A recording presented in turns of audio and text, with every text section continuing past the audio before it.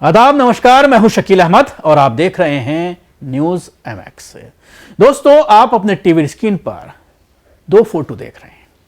एक फोटो है जामिया में फायरिंग करने वाले एक नाबालिग का, जो ये कहता है कि ये देश हिंदुओं के हिसाब से चलेगा, और दूसरा फोटो है इलाहाबाद के हाईकोर्ट के जज शेखर यादव का। वो भी क्या कहते हैं कि यह देश बहुसंख्यकों की इच्छा के अनुसार काम करेगा, और उसके लिए बाकायदा वो ये कहते हैं कि संविधान भी यही कहता है। तो संविधान कहां पर संविधान में यह लिखा हुआ है कि हिंदुओं के हिसाब से यह देश का चलेगा? एक मवाली, एक गुंडा जो जामिया में जाकर के फायरिंग करता है, वो भी वही बात बोलता है, और इलाहाबाद हाईकोर्ट का जज भी यही बात बोल रहा है। तो आप अंदाजा लगाइए कि वो जज, वो कोर्ट्स, वो जुडिशरी जिस पर हमें जबरदस्त विश्वास है, जिस पर हमें जबरदस्त यकीन है। हमारे बड़े बुजुर्ग जब बाबरी मस्जिद का फैसला आने वाला था तो गला फाड़ फाड़ कर चिल्ला रहे थे कि जो भी फैसला आएगा हमें वो मंजूर होगा। आज इलाहाबाद हाईकोर्ट का जज ये कह रहा है। उससे पहले आपने देखा 3-4 दिन पहले एक और वीडियो सामने आया सुप्रीम कोर्ट के एक जज का, और उन्होंने साफ साफ कह दिया कि बाबरी मस्जिद के नीचे मंदिर का कोई सबूत नहीं था, और जो ये फैसला दिया गया है ये संविधान के खिलाफ दिया गया है। उसके साथ ही हमारे बड़े बुजुर्ग, हमारे नेता, हमारे लीडर, हमारे मजहबी पेशवा बार बार ये कहते रहे कि जो भी फैसला आएगा हमें वो मंजूर होगा।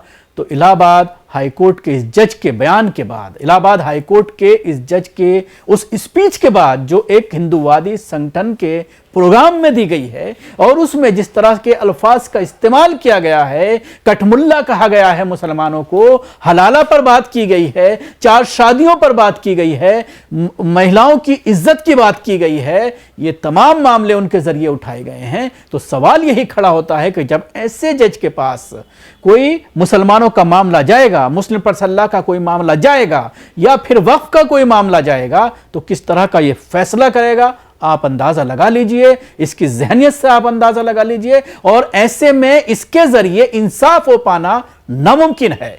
तो सवाल यही है कि क्या ऐसे जजों को जानबूझ करके भर्ती किया जा रहा है?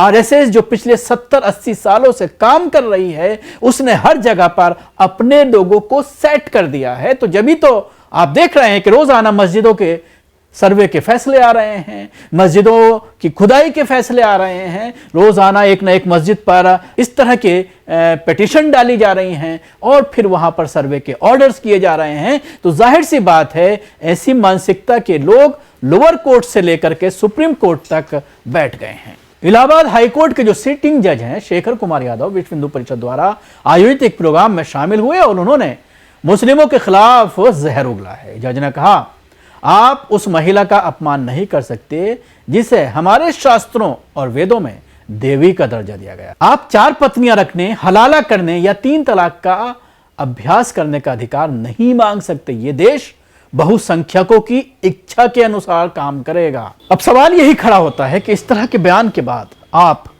लोकतंत्र के प्रति संवेदनाएं व्यक्त कर सकते हैं, क्योंकि सिटिंग जज उसकी लगातार हत्या कर रहे हैं। वहां से वो न सिर्फ एक धर्म विशेष के खिलाफ जहरीला बयान दे रहे हैं, बल्कि संविधान की मूल आत्मा को भी रौंदते हुए सांप्रदायिकता की आग भड़का रहे हैं। जज साहब कहते हैं कि महिलाओं का अपमान नहीं होना चाहिए क्योंकि वो देवी हैं। वाह, ये देवी देवता का कार्ड हर बार क्यों खेला जाता है? क्या देवी कहने से महिलाओं को बराबरी का अधिकार मिल गया? क्या इससे उनके खिलाफ होने वाले घरेलू हिंसा, दहेज हत्या, बलात्कार और लिंग भेद रुक गया? और 4 शादियों, हलाला और ट्रिपल तलाक पर भाषण देने वाले जज साहब क्या महिलाओं के खिलाफ होने वाली सतीपीड़ता, बाल विवाह, विधवा अपमान पर भी कभी मुंह खोलेंगे?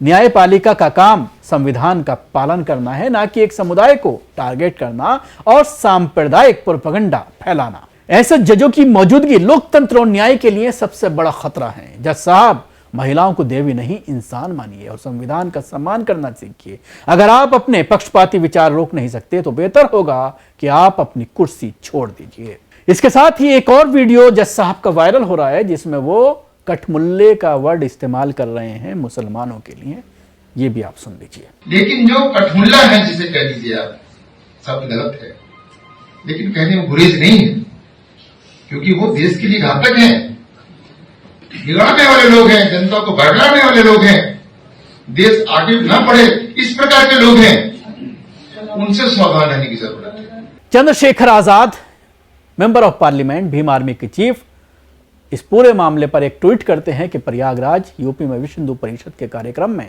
हाईकोर्ट के जस्टिस शेखर कुमार यादव का बयान न्यायिक गरिमा, संविधान के धर्मनिरपेक्ष मूल्यों और समाज में शांति बनाए रखने की जिम्मेदारी का गंभीर उल्लंघन है। कठमुल्ले जैसा अपमानजनक शब्दों का प्रयोग न केवल असंवेदनशील है, बल्कि यह न्यायपालिका की निष्पक्षता पर भी प्रश्न चिन्ह लगाता है। ऐसे बयान समाज में सांप्रदायिक वैमनस्य को बढ़ाता है, जो न्यायपालिका जैसे पवित्र संस्थानों के लिए अक्षम्य है। एक न्यायाधीश का कर्तव्य है कि वे अपने शब्दों और कार्यों के माध्यम से समाज को एकजुट करे, ना कि नफरत को बढ़ावा दे। ऐसे बयान न्यायपालिका की साख को कमजोर करते हैं और जनता के विश्वास को ठेस पहुंचाते हैं। न्यायाधीश का धर्म केवल न्याय होना चाहिए, ना कि किसी समुदाय के प्रति पूर्वाग्रह। महामहिम उसके साथ ही @ राष्ट्रपति भवन महोदया जी संज्ञान लें, यानी राष्ट्रपति को टैग किया है इनके जरिए, ताकि वो इस पर संज्ञान लें कि किस तरह से एक संवैधानिक पद पर बैठे हुए एक जज, हाईकोर्ट का, इलाहाबाद हाईकोर्ट का एक जज, किस तरह से एक कम्युनिटी के खिलाफ खुलेआम पब्लिक प्लेस पर जहर उगल रहा है। तो ऐसे जज को क्या कुर्सी पर बना रहना जायज़ है? ऐसे लोगों के खिलाफ एक्शन होना चाहिए, क्योंकि ऐसे जज कभी इंसाफ नहीं कर पाएंगे।